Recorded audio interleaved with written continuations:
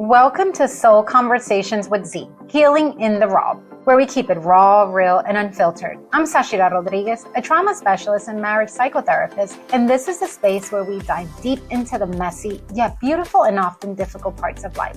Here we challenge ourselves to face our fears and dig deeper into self-discovery. I'm no newbie. I've navigated many rocky roads and consider myself a recovered traumaholic. Life hasn't been easy, but I truly believe that everything happens for a cause greater than ourselves. Whether you're navigating with grief or grappling with trauma, healing from attachment injuries, or working on your marriage, we're here to unpack it all.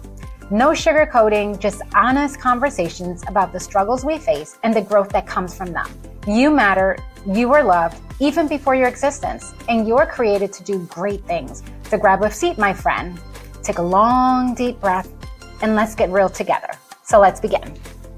All right, welcome to Soul Conversations with Z, Healing in the Raw. It is my honor to have my sobrino on with me. Not really my sobrino, but I call him that. We've kind of adopted him as my sobrino. So it's definitely a pleasure. You're actually the first guest of 2026. I'm excited to have you. Yeah, so Bejota, you're going to hear me interchanging his name from Bejota to BJ. So tell us a little bit about who you are so the audience can get to know you, and then we can begin. Sure. Well, the pleasure is mine as well. I am so honored to be able to be here, just to be able to, share this moment with you and to, share information with our guests, to enlighten our guests, to bring conversations forward that are designed to help people grow, to provide perspective, insight, and bless people so they can live for a better tomorrow. So I'm really excited, and I'm really happy that I get a chance to be your first guest of the new year, which is really cool. Man, information about myself. Well, I love Jesus. It's good to be alive. Yes. Born and raised in South Jersey. And I love traveling.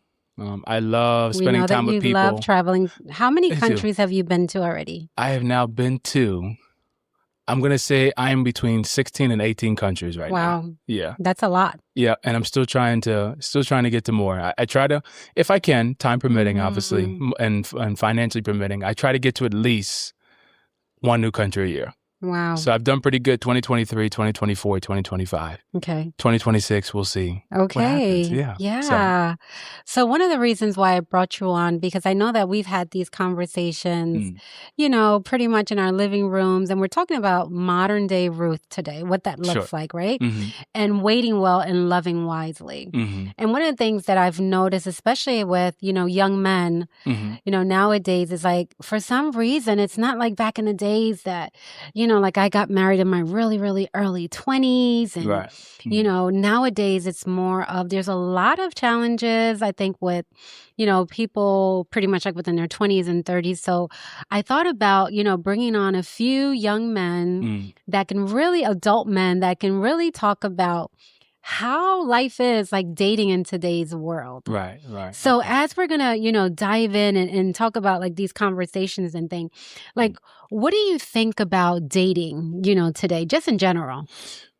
That's a very broad question. Well, first, let me first start out by just saying, some people know you as Zachyra. Yes. Some people know you as mom. Yes. Some people know you as amor, negra. I know you as tia. Yes, so I just want to say, if y'all hear me saying tia, if you guys hear me saying... Thanks for the disclaimer. Yes. Just for my people that don't speak Spanish, tia is auntie. Aunt. So that's what I call her. She calls me sobrino. So I just want to make sure we're all on the same page. Yes. And why don't we just tell the audience also a little bit about our relationship so they could have a little bit of an understanding? Sure. Yeah. No problem. So I mean, my relationship and how I got to know Zachyra, how I got to know Tia and the Rodriguez family actually came, I would say it's a combination between my sister and her eldest son, Anthony, who Anthony and my sister really got to be good friends through, I think, just doing praise and worship together, through church. Absolutely. Other activities through the, just the other activities through the church. Yeah.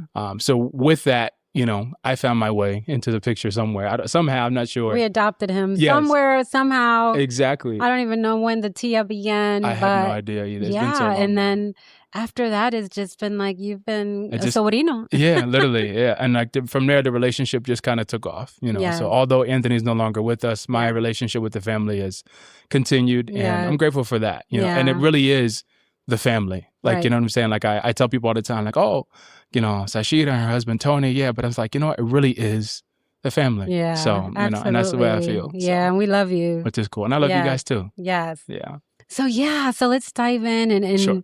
you know, let's talk a little bit about like what do you think is like are some of the challenges that, you know, people face nowadays? Well, let's talk about in the last 5 to 6 years, you know, we have a lot more things that are remote. Yeah. So, for instance, my job is remote. I've been pretty much remote since, you know, COVID-19 and the whole pandemic and things of that nature. So a lot more time at home. So with that being said, trying to just find time just to be around people, you know, before we even get the relationships, just trying to find times to be in circles where you can be around other folks is challenging. That's one thing I would mention. Some other things, I think finding people who are people who are like-minded, you know, finding people who value the same things you value. Absolutely. You know, I tell people all the time, I think one of my struggles as it comes to relationships has always been finding people who understand me spiritually, but also socially. Yeah. You know, I think. So talk on that a little bit as far as like the socially and the spiritually. Yeah. Because you did say, you know, you love Jesus. I do. So I do love Jesus. We all love Jesus. That's my boy. That's my boy. So. Yes. Yeah. So, born and raised in a Christian home. You know, both my mom and dad were actually raised Catholic. Okay. And then somewhere along the line, as I was growing up, mom got introduced to like the non-denominational faith, and then from there we had just converted to just more Christianity. Now the church we go to, it is an Assemblies of God church. You know, so that's the belief system there. But you know, like I said, just basic Christianity. So that's what I've been raised in. You know, nobody's perfect. Obviously, I'd say the same thing. It's the same goodness of God that will get me into heaven like everybody else, you know. So let's not, you know, let's not get it twisted. I'll put it to you that way. But so I mean that's my faith background. So my faith is important to me. You know, it is a core part of the person I am, you know, and I would say even more so within the last I would say pretty much since I've come out of college. So I graduated with my bachelor's I'm dating myself, almost 10 years ago. But you're putting it out there because I didn't ask. I know, it's okay. It's okay. So, so almost 10 years ago, I would say pretty much from that point on, my faith really has taken off and really, you know, reached some new heights. So with that being said, it's become very intertwined with the person that I am today, you know, and I would say some people don't even know that, you know, and they don't know it just because I don't really deem myself, I wouldn't really say I'm a person who tries to put their faith, you know, out there. But at the same time, I'm not going to do something that's out of line or, you know, that doesn't line up with my values, my morals. Yeah. And if you ask me, I'll tell you. You know, I have friends that if you want to refer to, some people say are secular. And I mean, with them, like they some of them know that I am a Christian. Some of them ask, some of them don't ask questions. You know, and I answer them appropriately, you know, but I'm not going to change who I am, you know, to be something less or be something that's not what they would expect. But just to kind of navigate back to your question, it's definitely been a challenge of trying to find somebody, like I said, who gets me spiritually, you know, and I'm not looking for somebody who can quote and read me the whole entire Bible from start to finish, because that wouldn't work for me, because that's not who I am. You know what I'm saying? So if you found someone that is pretty much like every single day, Jesus in the morning, Jesus in the afternoon, and they're constantly talking about, you know, like the Bible and the Word of God, that would not go well with you. No. Okay. No, just because I think everything's got to be in proportion. Okay. You know, but there has to be kind of like a balance. Exactly right. So what I would say is I'm going to use the Bible to make my point, though. So the Bible teaches about that we as people were divided into three beings, right? So there's the flesh. Yes. There's a soul and there's a spirit. So on the spiritual level, that's where Jesus enters into when we receive our salvation through him. Yes, that's a portion of who we are. Okay. But again, there's still a soul, and then there's still a flesh. Right. You know, so I think there's got to be a balance in all three of those areas with that relationship for me, like I said, with that specific person. Yeah. Okay. And then talk a little bit about the social side. Okay.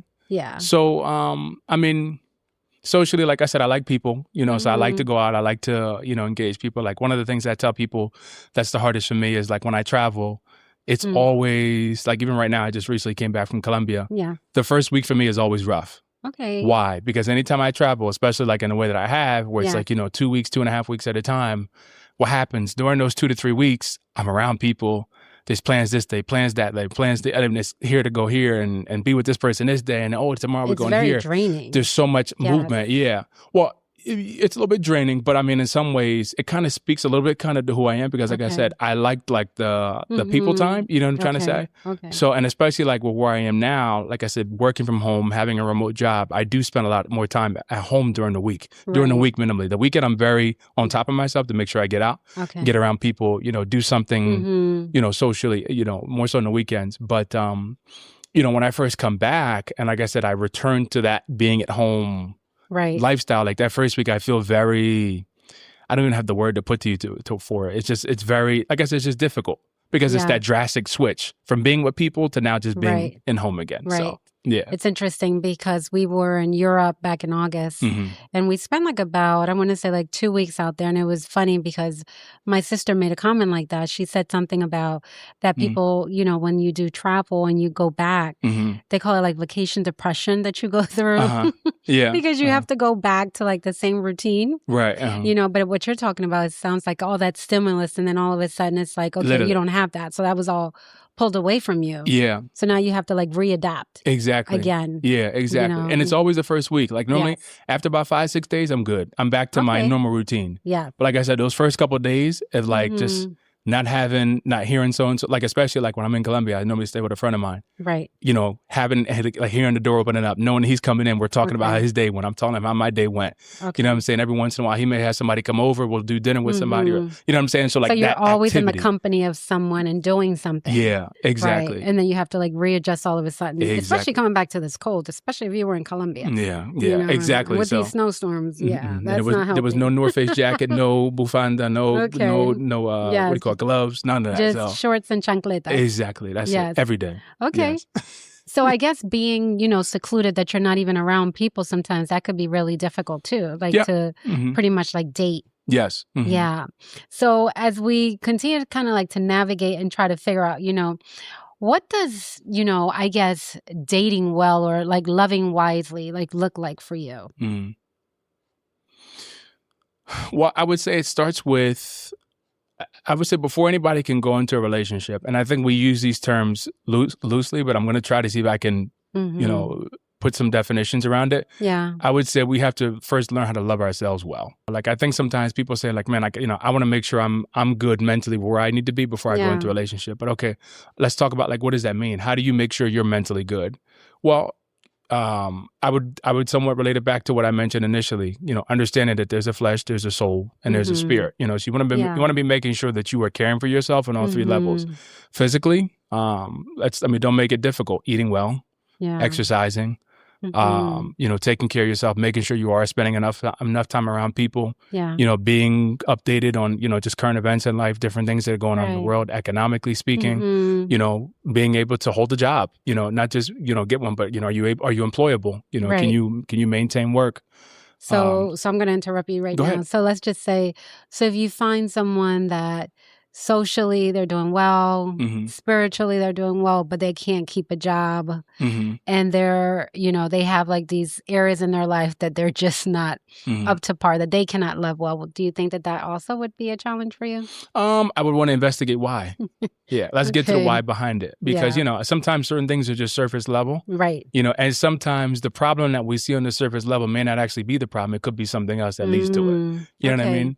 Okay. So I think let's understand why. And then once we figure out what it is, then I think from there, it's understanding, okay, now what's the perspective of that individual about that problem? Right. Now, are you in a position where you're like, this is a problem in my life, it needs to be fixed, and I'm willing to do anything I need to do, work with somebody, get the necessary assistance so I can be better here in this area? So I can work with that. Right. Because I tell people all the time, it was Jesus who was perfect, right? So if they say Jesus was perfect, God sent a savior down here because what? He knew we weren't perfect, right? Right. So let's not go into a relationship with the idea of thinking I'm going to meet Miss Perfect. It doesn't work. Or Mr. Perfect if you're if you're a female looking for a guy. So I mean, I say that to say is we all have things we got to work. I have things I need to work on. We all do. So, I think, and that really is where the beauty of like when you talk about relationships and marriages, that's really where it comes from. Why? Because you have these two individuals that are saying yes to one another that have some areas where they shine and have some areas where they don't shine. Yeah. And they're becoming one. You know what I'm saying? So what does that mean? Those areas where maybe you don't necessarily shine, but your partner does, all of a sudden you now shine in those areas. Yeah. You know what I'm saying? And vice versa. Like, you guys complement one another. So,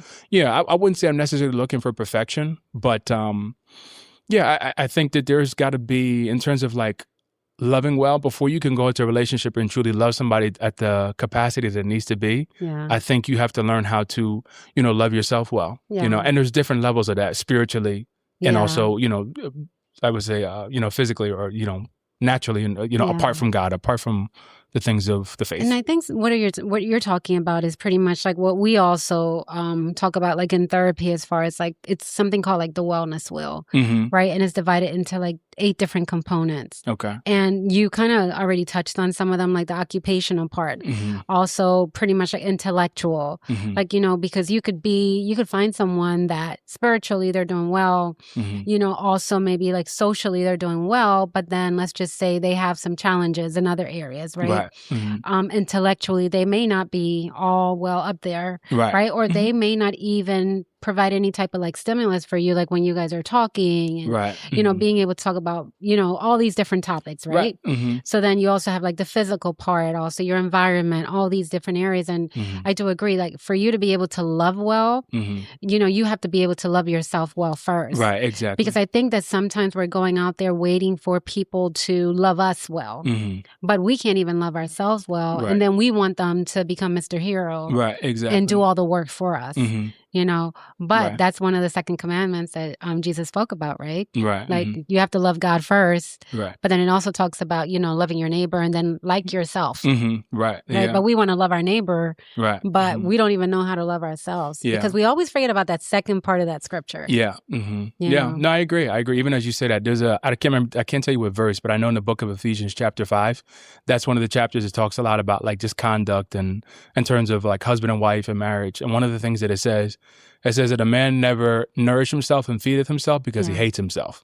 So what is it trying to say? You feed yourself. We consume. We give the flesh what it wants. Why? Out of a place of love. Yeah. And one of the things it goes into saying is that the man has to learn how to love. Yeah. The way that Christ loved the church is the way that man is supposed to love his wife. Yeah. You know what I'm saying? So I don't want to start a battle between relationships here, but I would say to that, yes. Men, we have to love women the way Christ loved the church. Yeah. But at the same time, we have a responsibility to give women something to love. We have a responsibility, right? Okay, so I need you to dig a little bit more deeper into that. Well, you started it. I did.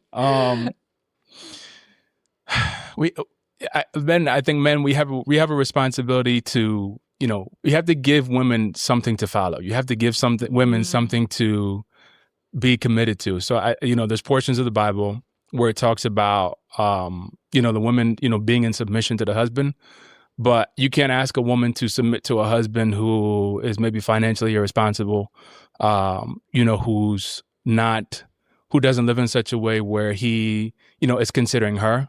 Above himself, who's not thinking about us, who's constantly thinking about I. So I think, men, we have to also, you have to assess and make sure that the way that you live, the way that you do your life in all different aspects, as we were talking about before, is a way, and it's of something that is conducive to a healthy relationship, conducive for a healthy family. The specifics of that, it's going to look a little bit different per person depending on the marriage. Absolutely. But, I think we have to give somebody something to appreciate. I'll give you another verse, 1 Corinthians chapter 13, where it talks about love. It says that love considers the other person before themselves. So again, when you talk about, somebody being in a relationship and, having a family or having a marriage, you have to be thinking about us. You have to be thinking about we. Not just you have to be thinking about our. Right. You know what I'm saying? Yeah. So, and there's benefits to that as well too. I think there's a lot of issues in life that people avoid when you're in a committed relationship or when you're in, whether it's your boyfriend, your girlfriend, your husband, your wife. There's so many things that we avoid, again, because you just mentally, you can't go to some of those places because it's detrimental to us and our dynamic. So. Right. Okay. All right. Well, thank you. All right, Peota. So when we think about, like the waiting well, right? Okay. Because, like we could love wisely, and we talked about, pretty much like loving someone as far as like, but being healthy in this process, because I think a lot of relationships, they start, but people are not healthy. People are showing up and they're a hot mess. True. And then it's very difficult for the other person, to kind of be able to love them because they're not even well themselves, right? Right. So when we talk about like the waiting process, like how can one person like be waiting and like waiting well? Like what comes to you when you think about that? Sure. Waiting well. I mean, I think it is all right. So, I mean, I'll talk about myself. What are some things that I would define that I would consider as waiting well? Yeah. I would say taking care of myself from a mental aspect, being just mindful of the way that the things that I think about, being mindful of the things that I, am watching or listening to, understanding that, hey, yeah, right now in this season of my life, I may be single, but, if you were in a marriage, are you thinking of things that are going to be conducive to a healthy marriage, to a healthy relationship, to, a healthy family dynamic? And that can be challenging because, right now in this moment, I don't have anybody. So I really can think about whatever I want. Right. I could, but I think in some ways, when you talk about waiting well, I feel like, there we go. Waiting well, I would say, is living life now as if you are already in a relationship. Why? Because you can't wait till that person comes to essentially think you're going to turn all this stuff on and be this wonderful, great partner that you haven't practiced and you haven't, these aren't things that you've been doing all along. So that way, when that relationship comes, it's not going to just magically happen. Yeah. These are things that have to be done. I'll give you an example, a little bit different, but just to kind of give us, some context. LeBron James, Michael Jordan, Stephen Curry, Tom Brady, these are all athletes that we recognize because these are people who won in their respective sports. None of them waited the day before the championship game, the Super Bowl, to be great. No, there were years and decades of practice and preparation, to help them be able to achieve and be these recognizable figures that we know them to be. And I think in some ways our relationships are the same way.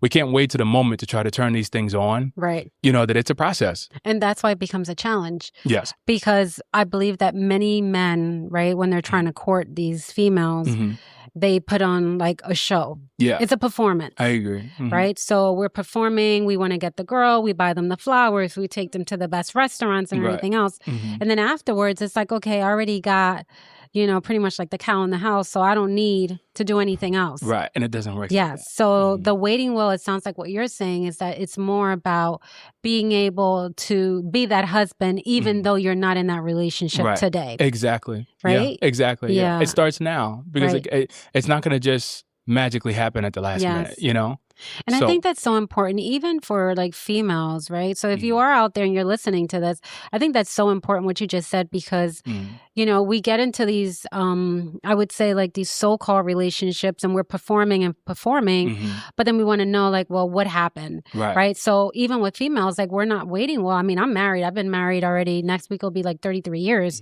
But I can't believe it. But even with that, it's like, if a female is like doing this whole performance, gig, and then all of a sudden it's like the guy is like, wait a minute, that's not what you sold me. Right. And that's why we have a lot of relationship conflicts because people come into these relationships that they don't know what it even means to be waiting well. Right, exactly. So while you're waiting, it sounds like you're saying like you have to be able to, number one, get healthy first. Yeah, I agree. Before you're trying to pretty much go out there and marry someone and you're not even healthy. Yeah, exactly. And I think also be who you really are. Yeah. In every aspect of it. Don't try to hide or, cover things up from this person. And don't get me wrong. I understand you're not going to go and, spill out all your dirty laundry on day one. I get that. But, they'll run away. Exactly. Yeah. But as much as you can, be authentic about this person. Hey, here are my needs. Hey, here are some things I'd like to do. Right. These are some things that are important to me. Yeah. These are some things this is the way I view my life when I get to retirement. Yeah. These are how many kids I want to have. Yes. I don't want kids at all. That's so important. Be open about some of these things that that you truly desire. Don't hide yourself. Yeah. Because again, I had a girl tell me once this is when I used to live in Connecticut. And I remember she told me, she said, dating is supposed to end. And I remember when she said that, I was like, what? What are you talking about? She said, think about it. It's supposed to end.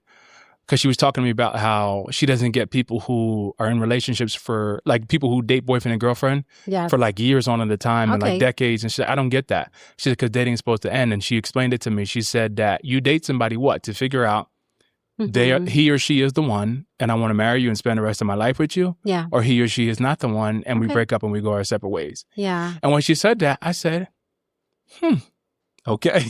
It was a good point. It was a good point. I couldn't argue with it. I think she, and it may not apply for all people. Some people may not see it that way, and that's okay. I completely understand that. And I understand but I think it was a good point. Yeah, I understand the point that she's trying to bring. But I also want to add a twist to that. That it's so important that when you do get married, that you continue to date.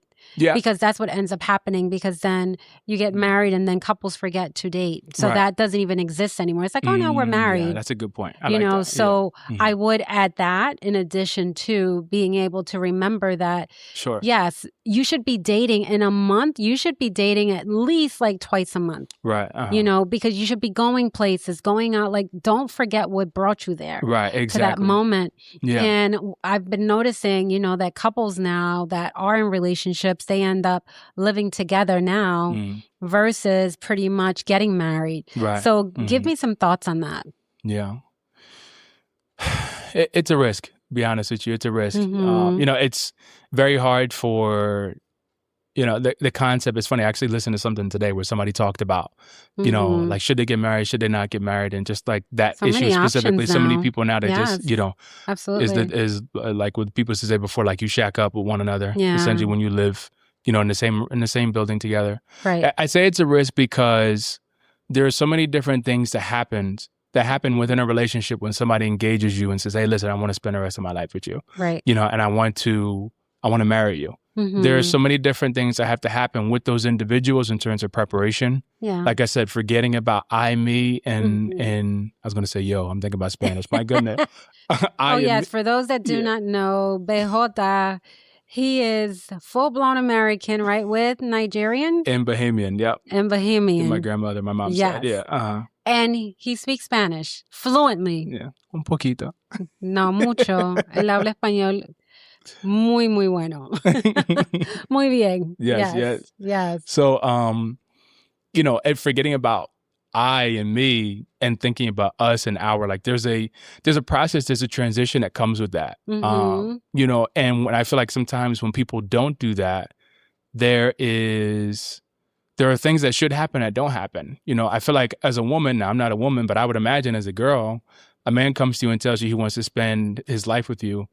I feel like mentally there's a little bit more security with that mentally than there would be if a guy just says, hey, listen, like, let's live together. Right. You know what I'm saying? Because again, let's just say he owns a house and he tells you, I want to marry you.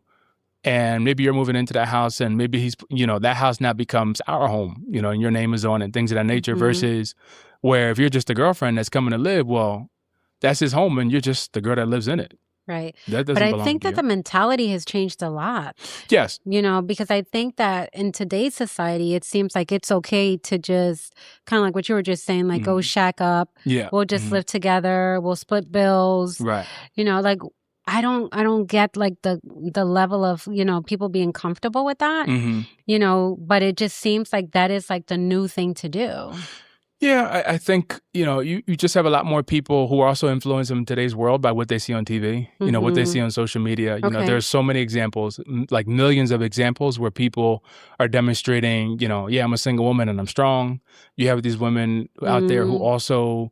I don't need a man. Yeah, I don't need a man, and they have like 4 and 5 kids from like 3 or 4 different guys, and I don't say that to condemn people, but what I'm trying to say is there is an aura out there that encourages that. Right. You know what I'm saying? Yeah. And then you have the same thing for guys. I can look at it from the reverse way. On the other side, you have there is a push for men to be this strong macho guy, never been in a serious relationship, but I've slept with over 40 girls. Yeah. And like there's like a sense of entitlement that comes along with that. And it's like the numbers. Exactly. Like more numbers, the better. Exactly. And what we don't talk about, what never makes it onto the social medias, the TVs and stuff like that is the damage that happens behind the scenes. Right. You know what I'm saying? The person who goes to sleep at night, the woman who's living in the guy's house that feels insecure because I don't even know if he wants to spend the rest of his life. Yeah, we've been dating together for 8 years, but he never talked about he wanted to marry me. Right. You know what I'm saying? So you're good enough to date, but you're not good enough to pretty much marry me. Exactly. Okay. Yeah. And it's like, there's a level of, I think, maturity that happens when you marry somebody. Also understanding, again, like I talked about before, nobody's perfect. Yeah. Okay, so what does that mean? We're gonna have moments where we butt heads.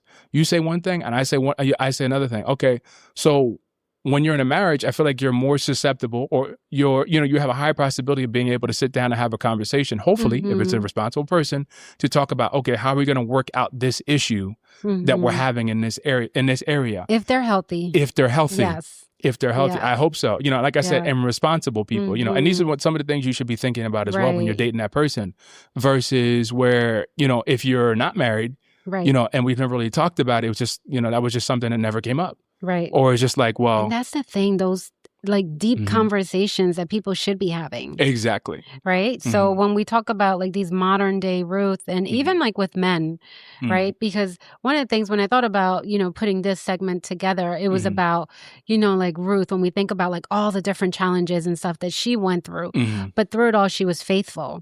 In the midst of everything, like her waiting season and, her husband dying, and then going with the mother-in-law. For those that know the story, about Ruth in the Bible, it talks about her and all the different things that she went through, and she was obedient, right? But she was also faithful, right? And then I wonder with even modern day people today, is that faithfulness there, that we can actually be able to say, you know what? Through it all, I'm going to be faithful. Through it all, I'm going to get myself together. I'm going to do these things because I'm in this waiting period, but I need to be able to also, jump into this new relationship, but I'm not going to wait until I actually, until I find the person. Right. Yeah. And I think faithfulness, when you talk about being faithful, what are we saying? Like people who are able to endure and stick to it. It's like a muscle. You have to build it up over time, So how do you build it up? It's You train it as you go through situations in life where you typically should jump off the bridge. No, you stay on. Yeah. And you continue to figure out what are we going to do to be able to work through or resolve whatever the situation may be. Yeah. And like you said, there's so many people who haven't had that opportunity to strengthen some of those muscles just because they don't talk about these things. Right. Those conversations have never occurred. They don't happen. So to go back to your original question, I think that the idea of whether you should get married and live together, or whether people who are singles, it gets influenced a lot by just the world, by what people say. Yeah. So what do you think about that? Like in terms of, as like, for myself? Yes, for yourself. I prefer to get married before I move into the home with somebody. Why? Okay. That's what I was raised on. I've never viewed it any other way. I'll put it to you that way. Like in terms of, if I would be dating somebody, right, it would be to get to know you with the thought of, hey, do we want to get married? Yeah. Okay. Or that's not the case with us. Yeah. But the idea of us living together and us not being married, no, that wouldn't happen. Right. Yeah. I feel like, and me personally, nobody's ever said this to me. I feel like it's kind of disrespectful to the woman as well, to the lady as well. Right. And I say that for the same reason that I mentioned before. I feel like, if you like this girl and you want to live with her, man, at least have enough courtesy to marry her and let her know, like, listen, like, I want to spend the rest of my life with you. Yeah. Because that's really what you're saying to somebody. Let's not isolate the word marry to just think about the beautiful ceremony, the wedding that happens on the day. Let's talk about the verb marry. Prepare for that wedding. Exactly. Yeah, not for marriage. Exactly. And the verb marry, what does the verb marry mean? Forgetting about the idea of a husband and wife getting together and getting married, the verb marry means to take two things that are separate and make them one. Yeah. And the thing is, how many people really go into it with that understanding? Right. So I really becoming that today's one. society, I don't think that happens that often. For people really thinking about, okay, well, I'm dating and I'm dating to marry. Right. But even with that, right, when you say that, even people get a little bit afraid. Like if you're like, yeah, I am looking to date, but I'm dating because I want to get married. Right. Right? Because right away, some people may just run away from that comment alone. Right. I know guys. The commitment. I know a guy, we asked him, he was actually in one of my friend's wedding. We asked him because he was dating this one girl for a little while. We said, yo, so what's up? Are you next? He said, no. Like, and I lie to you not. Like, we literally asked him, like, what's wrong? He said, you don't want to get married? And he literally was just like, no, I'm not ready. It's crazy. Like anxiety. It's crazy. Provoking. Yeah, literally. Yeah. So the wedding, that was like 2.5 years ago. Yeah. He's actually married now. Oh, is he? And lives in another state, but with a different girl. It's not the girl who he was with for 10 years. Yeah. Okay. So story for another day. Yeah, literally. So it was just so funny. But he's a prime example. Like you said, there's so many people who are scared of marriage. Yes. And sometimes, again, going back to what I mentioned before, like when you were giving me the example about the girl who maybe everything is good here in this area, has some things here she needs to work on. Let's talk about why. Because again, some people fear marriage. Why? Because maybe they grew up in a home that was broken. Absolutely. You know what I'm saying? Mom and dad were constantly in and out of different arguments. Or, it could be, maybe it was a person who grew up in a home that was divorced, and maybe things were tough, living on a one family income with 4 and 5 different siblings, not always being able to do what you want to do. Right. You know what I'm saying? So sometimes these fears that we have normally come from something else. Yeah. You know? And our focus, I think, has also changed, right? Because years ago, it was more about like the family unit. Right. Right. It was like, okay, you go to school, you graduate. After you graduate, you find a husband, you find a wife, and then that's it. Right. Right. And then it's like family time. But nowadays, I think that because there has been such a shift, you know, everyone is about independence. It's kind of like what you were saying before, that woman power and, you know, that feminist, like, there's just so many different components. Right. You know, and I think also it's like, okay, I can have my cake and eat it too. So we'll go ahead, I'll meet this person, we'll have sex, I'll see if I like you or not, see if it was good or not.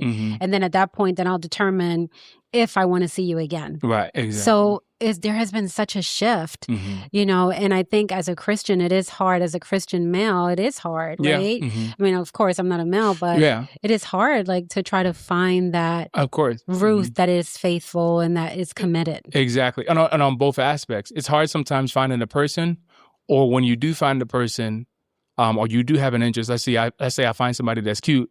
She thinks, oh, you're one of those guys. No. And won't even give me the chance. Why? Because the last 4 to 5 guys that came that said they were good and they were this and they were that. So they're messing it up for you. Never lived up to the expectation of what they said. And then again, it just makes it that much more harder to try to get through to somebody. So there's that aspect as well. Yes. You know? So what would you tell someone as we're, you know, getting ready to wrap up soon? Like, what would you tell someone as far as that is in like their 30s and they're kind of, you know, wanting to settle down and like, what would you say to them? You know, it was taught like this to me by one person. So they said, think about how if you were to make a triangle with your fingers, so you have your point at the top here, and then you have your 2 corners in your triangle. At the point here at the top is where God is. Yeah. And at the point here you are, and here's the other point where your spouse or your future, that's you know, the Mr. and Mrs. triangle. is. And what you should be doing from where you are is pursuing God, pursuing his plan for you in every aspect of it, socially, spiritually, you know, economically, occupationally, whatever it looks like. And really and truly, your spouse should be doing the same thing. And at some point in that divine walk, you know, that divine plan that he has for you, if you're truly pursuing those things that he's called for you, there's going to come a divine point where you and that person connect. Okay. You know, where you and that person encounter one another. Right. You know, and the goal and the hope is that we've been doing some of the things that me and you have talked about here today, and that you are ready, that you are prepared, you know, and you're not just waiting to that day to be able to turn start it getting on. prepared. Yeah. You should be actually preparing now. Yeah. It's like if you're going to be a doctor, you're not going to wait until surgery day to say, okay, now I'm going to be a surgeon the day before that you're going to perform surgery on someone. Yeah. I mean, because, obviously I'm not married, but I would imagine, and just thinking about some other things that I've heard that people talk about, you know, marriage is a long commitment. You know. Oh yeah, it's a covenant. Exactly, it's a covenant. You know, and with that, like I said, there's so many changes that happen with the individual. Absolutely. From the time that they get married to the time that you know, till as it should be, till death do them apart. So because of that, the preparation is the same way. You know, I think even getting there to even be ready for it. So absolutely. Yeah, my word to anybody, like you said, 30 looking for marriage is just pursue what God told you to pursue. You know, and if you're unsure, I would say take time. You know.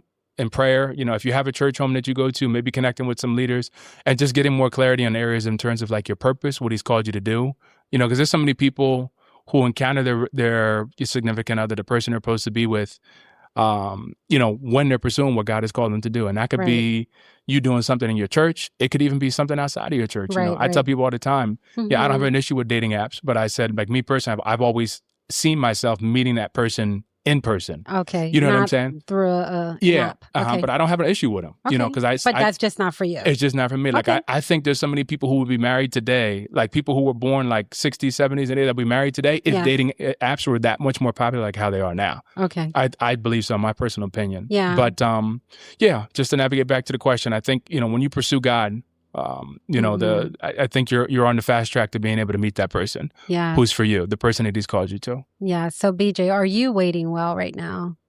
I believe so, to the best of my capacity. Okay. Am I perfect? Absolutely not. Okay. But I'm making changes You're along the way. trying your best. I tell people this all the time. I haven't arrived, but I've left. Yes. I'm on my way. Okay. I love it. Yeah, but I'm telling you, there's no perfection here at all whatsoever. Yes. But I thank God that he gave us Jesus. I don't have to be perfect. That's why he's perfect. Yes. And he still took his identity and put it on this inside of me. Praise God. Because let me tell you something. Without it, I'd be a mess. Yes. But he fixes me. So we have BJ here. And BJ, you're currently not dating. No. Okay, so to the chicas that are out there, if you guys hear this, you want to go ahead and send us a message. A resume? So no, I'm playing. Send your resumes. Yeah. Yes, because BJ will be happily available. Yes. But so, and you also have a podcast, BJ. So before we go, can you just kind of just tell us a little bit about the podcast before we wrap up? No problem. So you guys, when I came out of college, I really got into the journalism field and sports field. So that's still where my heart is. I'm not currently in that field right now, but that is where my heart is occupationally. Yeah. So right now I've taken it upon myself to actually start like my own podcast, my own YouTube channel. So I actually have 2 of them, and that's just because I'm learning the way like the whole algorithms work, and just with some of the recommendations I was given. So I have one that's called Conversations Sin Fronteras. From people that don't speak Spanish, Sin Fronteras means without borders. The purpose of that channel is really just for conversations, kind of somewhat similar to like what me and Zachyra are doing right now, my tia. Yeah. Also I want to use that channel for creating content that helps people grow, helps people to be stronger, to be better, to motivate people. That really is the purpose of that channel. So sometimes it may be things where it's just me by myself, sharing information, or it may be like a sit down interview with somebody or something of that nature. So that's really the purpose of that channel. And then I have another channel that's called La Gira Mundial. La Gira Mundial means the world tour. And for that one, that's in relation to some of the other things we talked about earlier, just my love for travel. So that could be anything from culture related. Both of these channels, you may find stuff in Spanish, you may find stuff in English. Yeah. This is from BJ that says that he only speaks un poquito de español. Un poquito. Yes. Sí.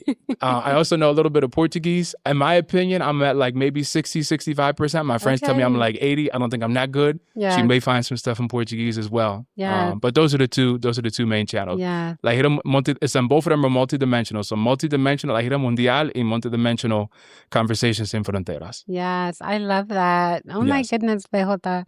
I definitely appreciate you coming and visiting us, and hopefully we'll be able to bring you back again. His information, we are going to go ahead and put it in also in the notes so you can actually see it if you are interested in following, BJ as well.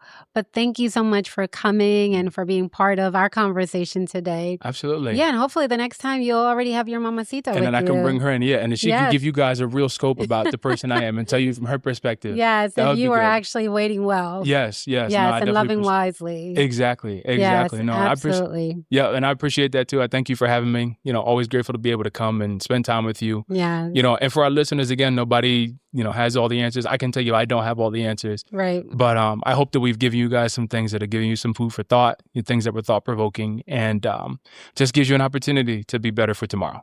So. Yeah, absolutely. Well, thank you so much, BJ. No problem.